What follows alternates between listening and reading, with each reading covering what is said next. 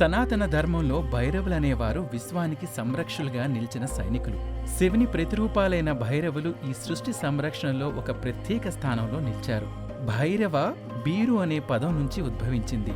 దీని అర్థం భయంకరమైనది లేదా భయంకరమైన రూపం అని అర్థం. భయాన్ని నాశనం చేసేవాడు లేదా భయానికి అతీతుడని కూడా చెప్తారు. భైరవులు విశ్వానికి సంరక్షకులు. కాలాన్ని, విశ్వక్రమాన్ని వీరు కాపాడతారు. భైరవుని ఆవిర్భావం గురించి శివపురాణంలో ప్రస్తావించబడింది. ఒకసారి త్రిమూర్తులైన విష్ణువు, బ్రహ్మ, శివుడు తమలో ఎవరు అత్యంత శక్తివంతులని చర్చించుకున్నారు. అహంకారానికి గురైన బ్రహ్మదేవుడు తన ఆధిపత్యాన్ని నిరూపించుకోవడానికి అబద్ధం చెప్పారు. ఈ చర్యకి కోపంతో శివుడు తన వెంట్రుకలు నేలపై కొట్టగా అందులోంచి భీకరమైన యోధుడు భైరవుడు జన్మించాడు. పరమశివుడు వెంటనే బ్రహ్మను శిక్షించమని భైరవును ఆదేశించాడు. ఆ సమయంలోనే భైరవుడు బ్రహ్మ 5 తలల్లో ఒక తలను నరికి 4 వేదాలను సూచించే 4 తలను వదిలేశాడు. ఇలా మనకు పురాణాల్లో భైరవుడి గురించి ప్రస్తావన లభిస్తుంది. అయితే బ్రహ్మ తల నరకడం వల్ల భైరవుడికి బ్రహ్మహత్య మహాపాపం చుట్టుకుంటుంది. ఈ పాపానికి ప్రాయశ్చిత్తంగా భైరవుడు తన వాహనమైన శునకంతో అంటే కుక్కతో సంచరిస్తూ విశ్వక్రమాన్ని కాపాడే బాధ్యతను తీసుకుంటాడు. పురాణాల ప్రకారం భైరవుని ఆరాధించడం వల్ల దురాశ, కోపం, కామాన్ని జయించవచ్చని భక్తులు నమ్ముతారు. రుద్రయమ తంత్రంలో ఈ 64 భైరవుల ఆవిర్భావం గురించి ప్రస్తావించబడింది. వీరు భయంకరమైన రూపం కలిగిన అష్టమాతృకులను వివాహం చేసుకున్నారు. ఈ 64 భైరవులను 8 వర్గాలుగా విభజించారు. ఒక్కో వర్గంలో ఒక ప్రధాన భైరవుడు నాయకత్వం వహిస్తాడు. ఈ సమూహాలలో ఒక్కో సమూహం ఒక్కో దిక్కుకు ప్రతీకగా నిలుస్తుంది. ఇప్పుడు మొత్తం 8 సమూహాల గురించి మనం తెలుసుకుందాం. మొదటగా తూర్పు దిశకు అధిపతి అయిన ప్రధాన భైరవుడు అసితంగ భైరవుడు. ఈయన భార్య బ్రహ్మి విమలాదేవి. వీరితో 7 ఉపభైరవులుంటారు. ఇక పశ్చిమ దిశకు అధిపతి రూరు భైరవుడు. ఈయన భార్య పేరు మహేశ్వరీదేవి. వీరితో పాటు 7 ఉపభైరవులుంటారు. అలాగే ఉత్తర దిశకు ఉన్మత్త భైరవుడు అధిపతి కాగా ఆయన భార్య కౌమారీదేవి. వీరితో పాటు 7 ఉపభైరవులుంటారు. ఇక దక్షిణ దిశకు కపాల భైరవుడు అధిపతి. ఆయన భార్య వైష్ణవీదేవి. వీరితో పాటు 7 ఉపభైరవులుంటారు. ఈశాన్య దిశకు ప్రధాన భైరవుడు సంహార భైరవుడు. ఈయన భార్య వారాహీదేవి. వీరితో 7 భైరవులుంటారు. ఆగ్నేయ దిశకు అధిపతి చండ భైరవుడు. ఈయన భార్య ఇంద్రాణీదేవి. వీరితో పాటు 7 ఉపభైరవులుంటారు. వాయు దిశకు ప్రధాన భైరవుడు క్రోధ భైరవుడు. ఈయన భార్య చాముండీదేవి. వీరితో 7 ఉపభైరవులుంటారు. ఇక నైరుతి దిశకు ప్రధాన భైరవుడు మహాభైరవుడు. ఈయన భార్య మహాలక్ష్మి. వీరితో 7 భైరవులుంటారు. ఇప్పుడు మనం అష్టభైరవుల ప్రాముఖ్యత గురించి తెలుసుకుందాం. మొదటగా అసితంగ భైరవుడు. ఈ భైరవుడు తూర్పు దిశకు ఆధిపత్యం వహిస్తాడు. సూర్యుని మొదటి కిరణాలు తూర్పు దిశలో ఉద్భవిస్తాయి.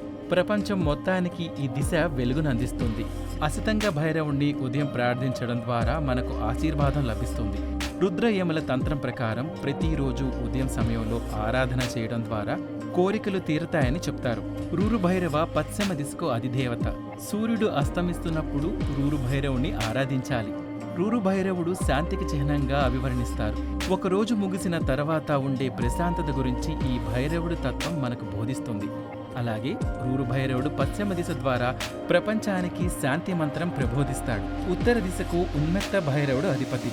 కూర్మ పురాణ ప్రకారం ఈ భైరవుడు బంధువు లాంటివాడు. ఎల్లప్పుడూ ఉత్సాహంగా ఉంటూ సంతోషం అనేది ఎల్లప్పుడూ నిలుపుకోవాలని, అన్ని సందర్భాల్లో ఆహ్లాదకరంగా ఉండాలని ఈ భైరవుడు మనకు ఉద్బోధిస్తాడు. కపాల భైరవుడు. ఈయన దక్షిణ దిశకు అధిపతి. ఈయన మనకు కుటుంబంలో ఒక పెద్ద మనిషిలా వ్యవహరిస్తాడు.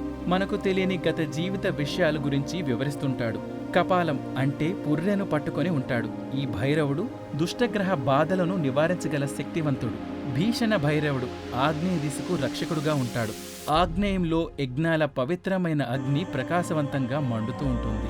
వరాహ పురాణ ప్రకారం భీషణ భైరవుడు పవిత్రమైన అగ్నికి సంరక్షకుడుగా ఉంటాడు. మన అంతర్గత కోరికలు, నమ్మకాలు, అభిరుచులపై దృష్టి ఉంచి మనల్ని ప్రోత్సహిస్తాడు.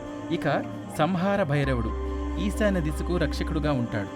ఈశాన్యం సాధారణంగా పూజలు చేసేందుకు శుభప్రదంగా భావించే దిశ. పూజ, ధ్యాన సమయాల్లో భగవంతుడిపై దృష్టి మరియు జీవితంలో సమతుల్యను పాటించమని మనకు బోధిస్తూ ఉంటాడు. లింగ పురాణ ప్రకారం సంహార భైరవుడు సృష్టి విధ్వంసాన్ని సమన్వయం చేసే శక్తిగా పేర్కొంటారు. చండ భైరవుడు నైరుతి దిశలో మన విశ్వాసాన్ని బలంగా ప్రతిబింబిస్తాడు. వామన పురాణ వివరాల ప్రకారం అతడు ధర్మ పరివర్తనను కాపాడేందుకు బలంగా నిలబడతాడు. చండ అనే పేరు బలానికి, నిబద్ధతకు అర్థం. అందుకే చండ భైరవుడు సృష్టిలో ధర్మాన్ని రక్షించే బాధ్యతను చేపడతాడు. ఇక చివరగా 8వ రూపమైన క్రోధ భైరవుడు వాయు దిశకు ధర్మ రక్షకుడుగా ఉంటాడు. ఈ దిశలో ధర్మాన్ని కాపాడేది క్రోధ భైరవుడే. పద్మపురాణ ప్రకారం అతను అనియంత్రిత కోపం గురించి కాకుండా సమాజ రక్షణ కోసం నిలబడి ధర్మాన్ని కాపాడుతుంటాడు. ఈ విధంగా సనాతన ధర్మంలో భైరవులు వారి వారి దిశలో నిలబడి ఈ సృష్టికి మార్గదర్శకత్వం వహిస్తారు. సనాతన ధర్మంలో భైరవుల కథలు, బోధనలపై చాలా మందికి ఆసక్తి ఉంటుంది. అందుకు అనేక కారణాలున్నాయి. మొదటిది, భైరవులు దైవానికి దగ్గరగా ఉండేందుకు సహాయం అందిస్తారు. భైరవుడు కరుణిస్తే అన్ని కార్యాలు సజావుగా జరుగుతాయి, అన్ని కోరికలు నెరవేరుతాయని నమ్ముతారు. ఆయనను ఆరాధిస్తే ఆయుష్ కూడా పెరుగుతుందని ఒక నమ్మకం ఉంది. ప్రతి భైరవుడు మనకు జీవితం గురించి విలువైన విషయాలు బోధిస్తారు. ఉదాహరణకు, ఒక భైరవుడు జీవితంలో ప్రతిదీ తాత్కాలికమని మనకు గుర్తు చేయవచ్చు. కాబట్టి మనం ప్రస్తుతం ఉన్న కాలానికి విలువనివ్వాలి. ఈ పాఠాలు మన దైనందిన జీవితంలో మంచి నిర్ణయాలు తీసుకోవడంలో సహాయపడే మార్గదర్శక సూత్రాల్లా ఉంటాయి. భారతీయ సంస్కృతి గురించి తెలుసుకోవడం ఇష్టపడే వారికి భైరవులు తెరిచిన పుస్తకం లాంటివారు. అనేక భారతీయ వేడుకలు, పండుగల్లో వారికి పెద్ద పాత్రనే ఉంటుంది. కొంతమంది భైరవులను స్మరించుకుంటూ ధ్యానం కూడా చేస్తారు.